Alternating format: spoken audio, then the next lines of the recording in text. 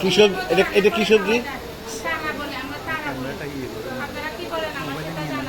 তারা এই সবজিটা একটু দেখি। এটা তো শুধু পাহাড়ে হয়, রাঙামাটি, বান্দরবন, নাক্কমছড়ি পাহাড় যে এখানে আছে। আপনাদের আশেপাশে এলাকায়ও হয়, কিন্তু আপনারা খান না বিদায় চিনেন না। আচ্ছা তারা আচ্ছা। খুব ভালো, আমি খেয়েছি ওটা। হ্যাঁ, এটা আমি তারপরে একটা দেখাই, অনেকে কিন্তু এটা জানে না কিভাবে খায়, কিভাবে ছিলতে হয়। এই যে কষি অংশটা যেটা আছে, এটা আপনি শুটকি দিয়ে বা ভাজি করে খেতে পারেন। আর হচ্ছে মাছ দিয়ে, ইসা মাছ দিয়ে, চিংড়ি মাছ দিয়েও ভাজি করে খেতে পারেন। আমরা শুটকি দিয়ে ভাজি করে খাই, আর এমনি সিদ্ধ করেও খাই।